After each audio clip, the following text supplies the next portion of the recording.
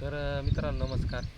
तर आज परत थोडंफार बागात आपण आलो होतो. तर विषय काय झाला की डाळिंब बागेची परिस्थिती खूप नाजूक याच्यात आली बाजारभावाच्या बाबतीमध्ये. तर विषय कसा आहे, बाजारभाव वाढतील का नाही ते आपल्याला काही माहिती नाही, पण आपण थांबलेलो का बरे? आपण काय बाजारभावामुळे थांबलेलं नाही. तर आपलं जे फळ आहे ते तुम्ही बघू शकता, अजून बऱ्यापैकी फळ तयार झालेलं नाही पूर्ण तुम्ही बघू शकता फळ. त्यामुळं आपण थांबलो. तर व्हिडिओ बनवायचे कारण एवढेच आहे की ज्या पद्धतीने होतं काय आहे की मिसगाईड बऱ्यापैकी येऊ राहिले, किंवा जे समजा नवीन शेतकरी जसे आमच्यासारखे जे अनुभव आम्हाला येऊ राहिले तेच आपण व्हिडिओच्या माध्यमातून तुम्हाला सांगू राहिले. जे नवीन आहे त्यांच्यासाठी स्पेशली व्हिडिओ राहते की बरेचसेच मिसगाईड ज्यांची बाग गेलेली आहे किंवा ज्यांची बाग खराब परिस्थिती ज्यांची बाग गेलेली असे जे शेतकरी ज्यावेळेस आपण त्यांचे सल्ले घेऊ राहिले तर त्यांचं एकच म्हणणं आहे की तुम्ही बाग काढून टाका, तुम्ही असं करा तसं करा. हे ग्रामीण भागातली ही एक प्रत्येक जे सत्य परिस्थिती ती तुम्हाला सांगू राहिली हे प्रत्येकाचं होऊ राहिलं. पण असं न करता व्यवस्थितरित्या तुम्ही विचार करा. आता आपण काय करू राहिलो काम ते पण तुम्हाला सांगतो की जे फळं खराब झालेली, आता विषय असा आहे की सगळंच काय आपलं काय हातात नाही. जर 100 फळं झाडाला तर 20 फळं तुम्ही सोडून द्यायचे, 80 फळं आपले 20 फळं सोडून द्यायचे. तर अशी बरीचशी फळं 20 जे आहे तर जे खराब झालेली ते फळं खाली पडलेली जे फळं आहे ते आपण गोळा करतो, जेणेकरून ते फळं जे खाली पडतात त्याचा जो बॅक्टेरिया वगैरे किंवा जे काय असेल ते दुसऱ्या फळाला त्रास होऊ नये त्याच्यामुळं आपण ते गोळा करतो. मार्केट बऱ्याचशाच कमेंट्स येतात की मार्केट वाढणार नाही, हे होणार नाही. आपण मार्केटमुळे थांबलोच नाही, आपला मालच रेडी नाही. आता हा जो माल तुम्हाला दिसू राहिला तर हे जर बघितलं तर याला वरून उन्हामुळं कलर आला, कारण काटा छाटणी झाल्यानंतर कलर. पण खालच्या साईडला माल कच्चा आहे ना, हा माल ज्यावेळेस कॅरेटमध्ये तोडू, आता हा झाडावर काही वाटत नाही कारण आपण वरून बघतो. पण ज्यावेळेस माल आपण हा तोडू तर हा माल कॅरेटमध्ये डायरेक्ट वेगळा दिसणार, हा डायरेक्ट कच्चा दिसणार आहे. मग ऑलरेडी मार्केट डाऊन, त्याच्यामध्ये अजून त्या मार्केटमध्ये आपल्याला कमी रेट, आणि प्लस हे माल दिसताना हा जरी आता हा समोरचा माल दिसत असेल 120 किंवा 150 ग्रॅमाचा, तर हा माल आत्ताच वाढल्यानंतर 150 ग्रॅम भरत नाही. तुम्ही नसेल तुम्ही प्रयोग करून बघा मोठा मोठा माल, तर हा माल भरत नाही. का? कारण की हा ऑलरेडी कच्चा आहे. याच्यामध्ये म्हणजे जे पाणी पाहिजे किंवा जो मधला जो बिया नाही किंवा दाणा आहे तो भरलेला पाहिजे, तर तो अजून भरलेला पूर्णपणे नाही, त्याच्यामुळे हे वजन द्यायला.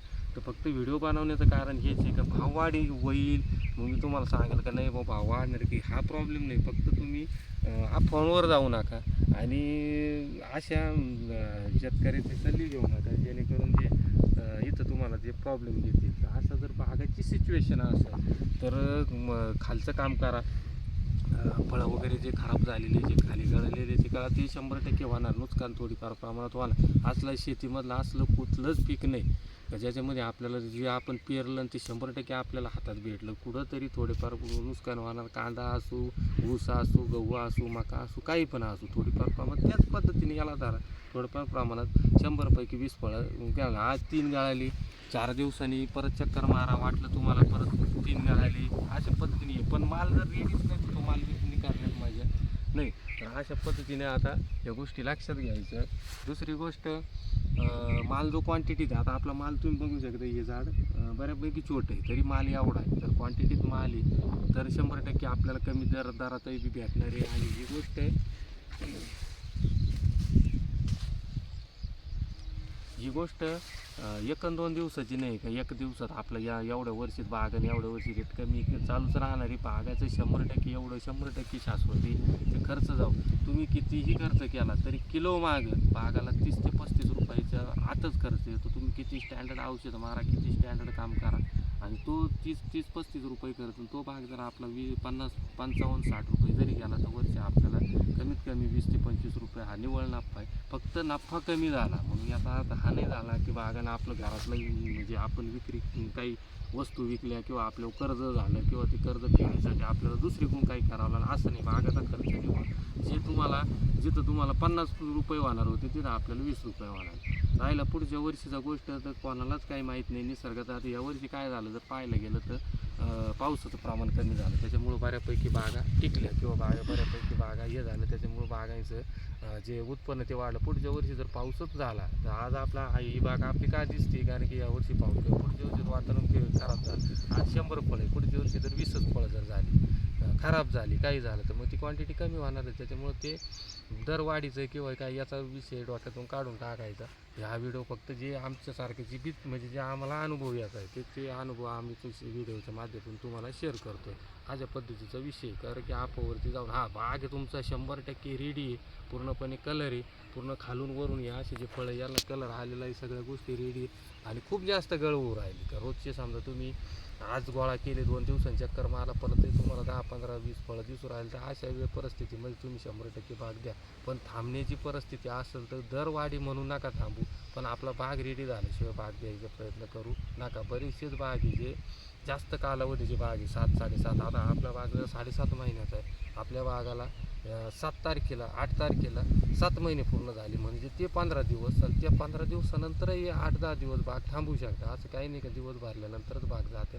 तरी पण आपण जेवढा प्रयत्न होईल तेवढा लवकर. आता याला परत स्लरी आणि आता फळं सगळी गोळा केली म्हणजे खाली पडलेले काही लई जास्त प्रमाणात नाही, थोड्या प्रमाणात गोळा करून आणि ते लांब आपण नेऊन टाकले या अशा पद्धतीने. आता हे जवळच पडलेले आता हे डाग आहे. आता हे एक अर्ध फळ तुमचं आणि हे फळं कोणते जे खालच्या बाजूला आहे जे बॉईल होऊ राहिले ते फळं आहे. मग ते 4-5 काय असतील ते थोड्याफार प्रमाणात असे फळं आम्ही आता गोळा करून घेतले.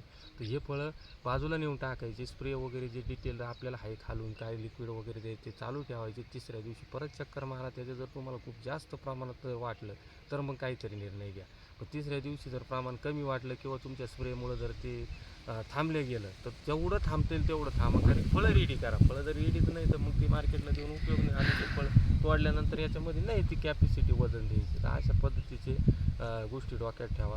आणि प्रत्येक व्हिडिओमध्ये सांगतो, आत्ताही बी सांगतो, परिस्थिती ह्या अशा पद्धतीने नाजूक होती. त्याच्यासाठी प्रत्येक व्हिडिओत आपण काय सांगू राहिलो तर आपल्या याचा खर्च निघेल एवढा तरी जोड व्यवसाय आपल्याकडे पाहिजे. का आज जर बागाला औषध खर्च आपला अंदाजे आपण 1 लाख रुपये धरला, आज मार्केट डाऊन आहे तर 1 लाख रुपये जर आपला जोड व्यवसायातून निघाला तर आपल्याला 2 ते काय होतील तो आपला निव्वळ नफा राहील. या पद्धतीने चालायचं तरच शेती परवडेल. नाही तर मग अशा पद्धतीचे जर सिच्युएशन आल्या तर 100% आपल्याला त्या गोष्टीचा प्रॉब्लेम येणार. म्हणून जोड व्यवसाय करणं खूप गरजेचं आहे. त्याच्यावरही आपण चर्चा करू, का करायचा, कशा कोणता करायचा, काय त्या गोष्टी त्याच्यावरती आपण बोलू. एक व्हिडिओ खास नवीन शेतकऱ्यांसाठी ज्यांची बाग अजून राहिली नाही ह्या सिच्युएशनसाठी. ह्या सिच्युएशनमध्ये जर असेल तर अजिबात कोणाचं जर काय, कारण की याचं वजन अजिबात दिसताना दिसतंय पण वजन अजिबात हात येऊ नाही राहिला. आम्ही फळं तोडून वजन करून पाहिलं, आम्हाला अंदाजे त्या फळाला वाटलं की हे फळ 150 ग्रॅम भरल किंवा हे फक्त ते 150 ग्रॅम भरूच नाही राहिलं. कारण की त्याच्यामध्ये तो अजून मालच कच्चा आहे, पक्का नाही. हे तुम्ही जे डेट बघता हे पूर्णपणे पिकलेल्या मालाचं गोळा होतं. हे एवढं फाकलं अजून याला एवढं गोळा होईल. त्यामुळं घाई करू नका, फक्त काम करा. थोडीफार नुकसान होणारच. वातावरणातले बदल आहे, उघड्यावरती बाग आहे, आपलं काय येत नाही. जसं वातावरणात बदल थोडाफार फरक वाढणार. त्याच्यामुळे ते गोळा करून घ्या. या फळाचं दुसऱ्या फळाला घेऊन जाऊ नका. अशा पद्धतीने काम करा. धन्यवाद.